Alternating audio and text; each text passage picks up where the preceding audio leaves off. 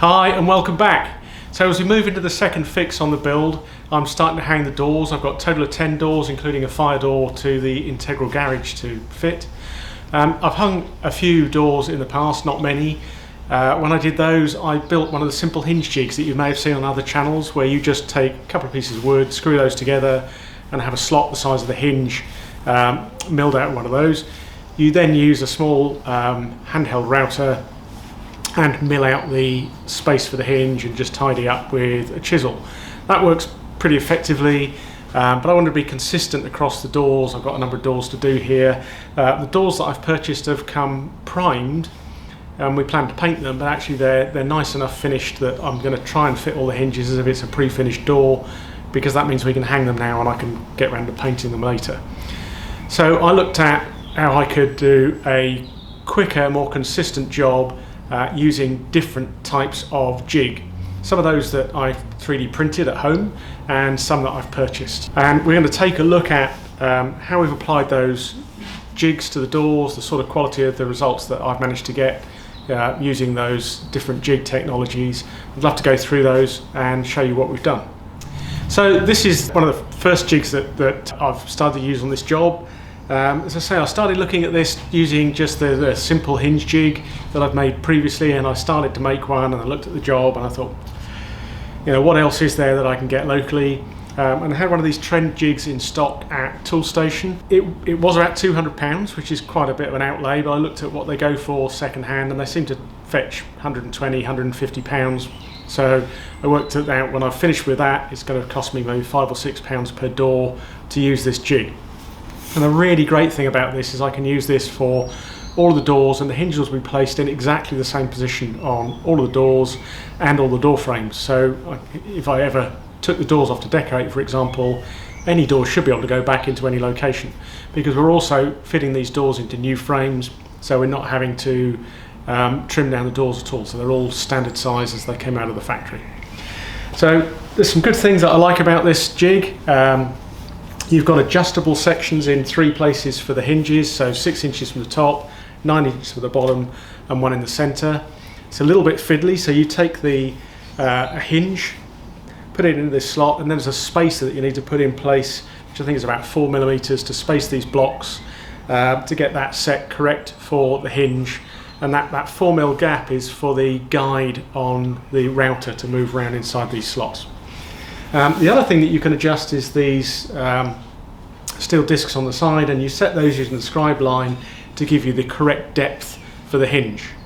So this jig can then be used for both the door and the door frame. So it has a little metal tab on the top end here that spins around to locate it on the top of the door.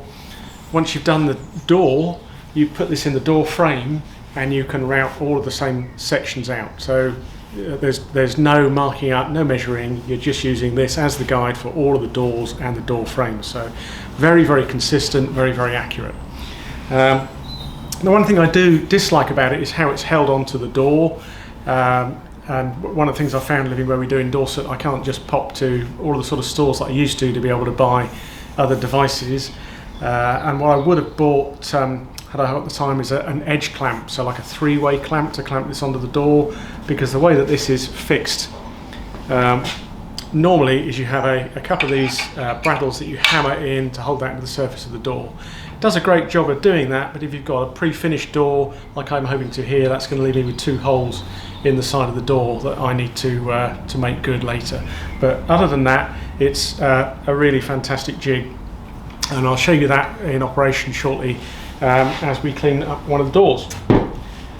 So that's the first one that we did.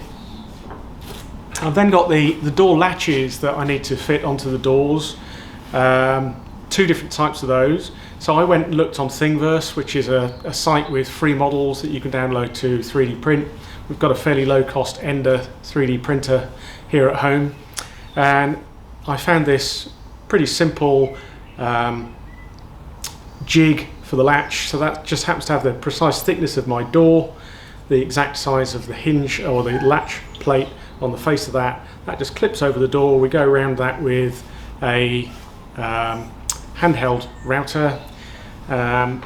one of the other little nice gadgets that I got was a trend corner chisel. So once you've done that, obviously the router blade will leave a curved edge in the corner, and we just have a square chisel that we punch to square those edges up.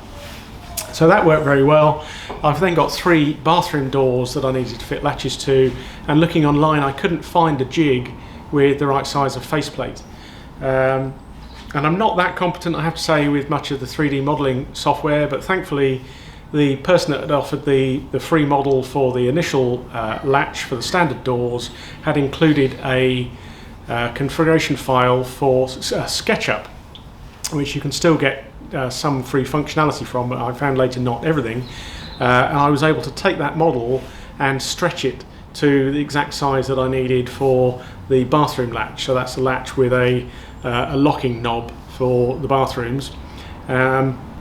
And looked at how I wanted to 3D print that. There was another little step I had to go through with that you can't export on the free version of SketchUp into a 3D printable file. I think STL is the format for that. So I then had to find a piece of software that could convert SketchUp into the file that I need for my 3D printing. But both of those has been really effective. If you've got a 3D printer or you have a friend that has one, fairly simple and cheap to print those out. So let's have a look at how we use these tools in practice. So here's the door that we're going to use with that jig. It's a solid core door, so it's just a hardboard on the front, timber on the edges to allow for trimming, which hopefully we don't need to do, and then a solid chipboard core. Obviously we need to be careful that we put the hinges on the correct side of the door. So look at the door where it's going to be hanging and decide which side your hinges need to be. So in this case the door is going to open inwards into a bedroom, so I want to come out of this face on this side, okay? And make sure that we don't mess that up. We then take the jig,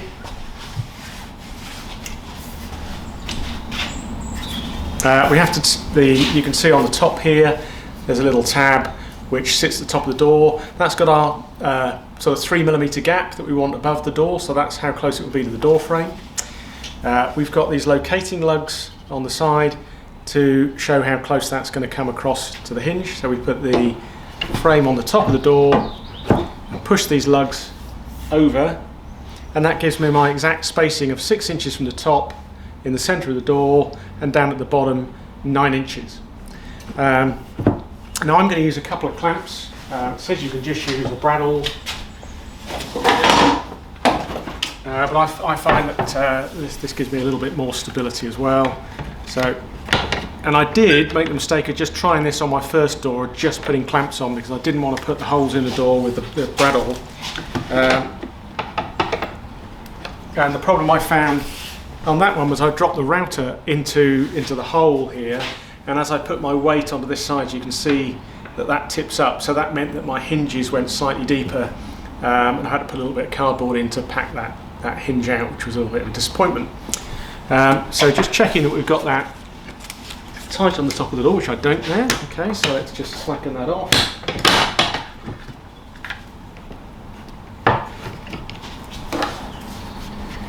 Nice and tight on the top there to give us our spacing. Just hold that in place a little bit. Clamps.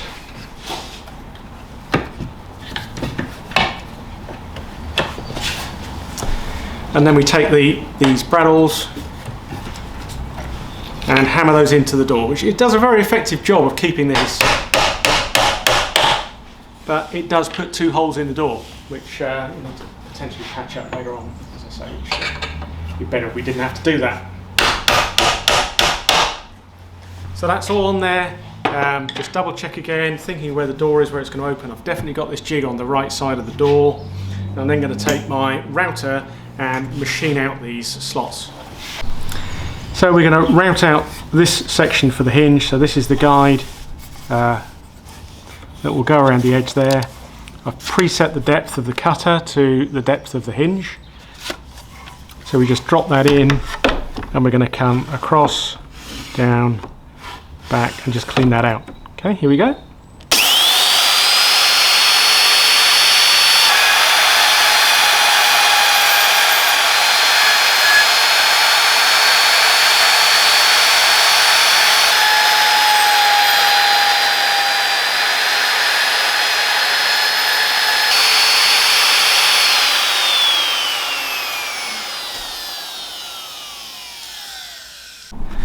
So we've got a nice clean cut into the door there. Just need to square the corners off. You could do that with a chisel. Those that watch me know I like a nice gadget, so we've got this nice corner chisel. So we just get that lined up square into the corner, nice and tight, and that does a beautiful job of squaring the edge.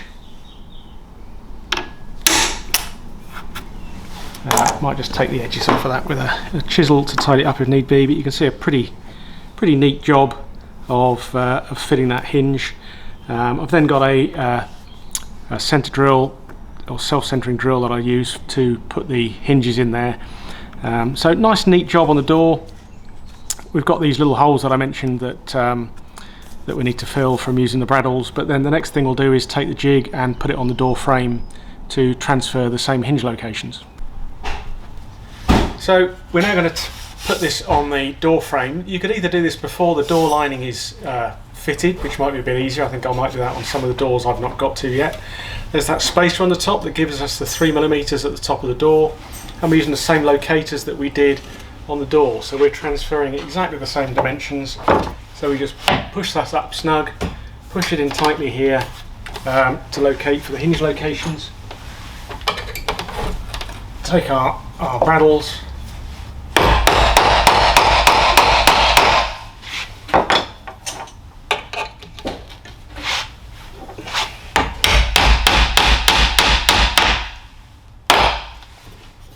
and that's secure enough to do the routing now on that door with exactly the same locations of the hinges, so perfectly aligned.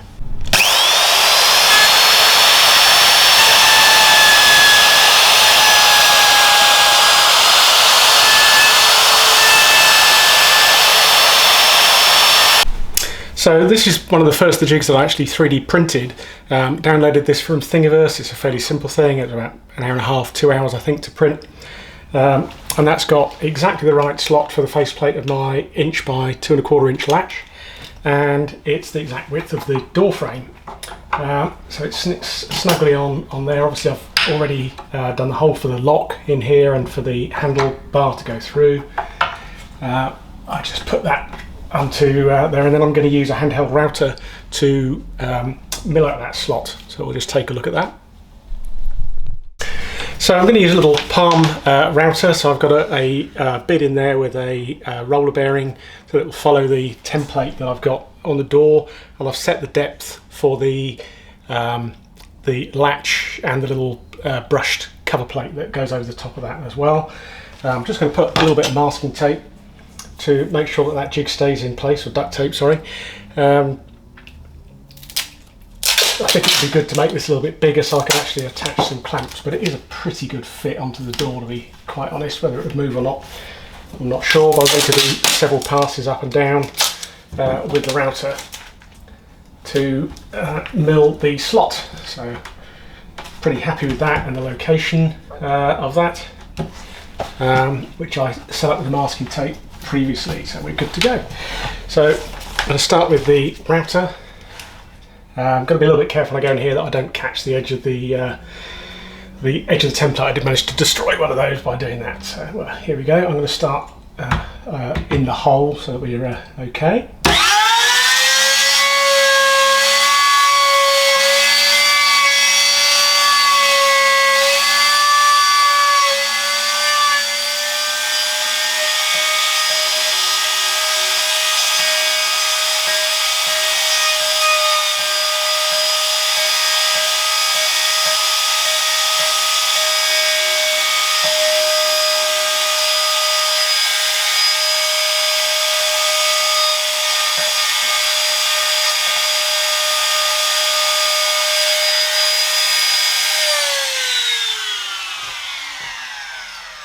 So you can see that comes up with a pretty good finish on there. And then I just need to use my corner chisel, which is a little trend. I think they're about 15 or 16 pounds, just to square off those corners. So that just lines up against the two square sides and does a beautiful job of squaring off the corners.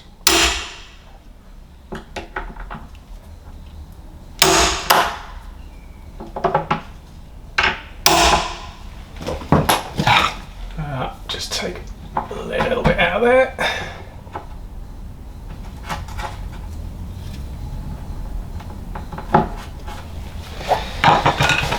And then find my lock. And that just needs a bit of a snug fit, just need a little tap with a hammer. But beautiful, nice, clean finish. Really happy with what we're doing with that template. So we've routed the door hinges both into the door lining and into the door, cleaned those up, squared them off as I've showed you. We're now just going to hang the door into that space and see how good a fit we've got. I like to use these air lifters to lift the door up and align the screws before I put those in. I find I can do that better one-handed that way. So let's just lift that up and then lower them back down again. So I find this allows me to be a little bit easier at fitting the doors on my own. So I've self-centered or drilled these holes central on here with a self-centering drill bit, and then just going to rock those screws in.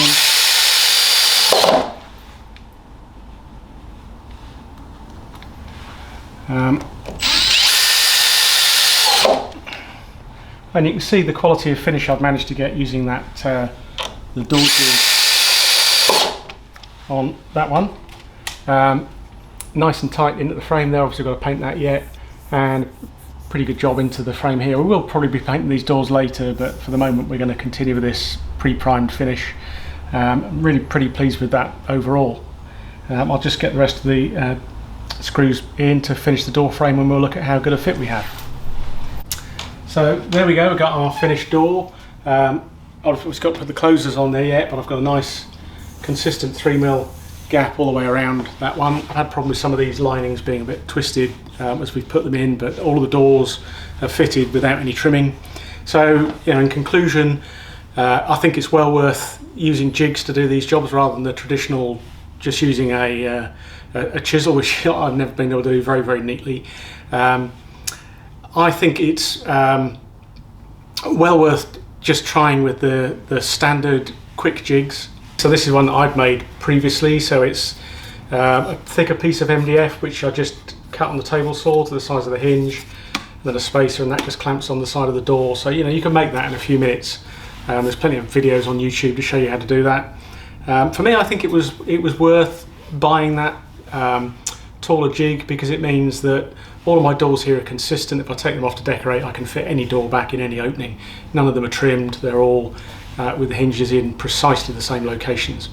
So, you know, well worth making a jig to do that, or looking at the bigger jig like I use, that trend one.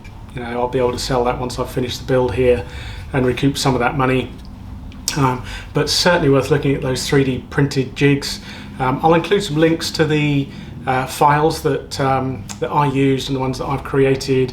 If you wish to try those yourselves, they fit really snugly on these doors that I bought, and you can tweak them as I say. So, you know, well worth taking the time to use jigs and get much more consistent, high quality finish when you're hanging a door.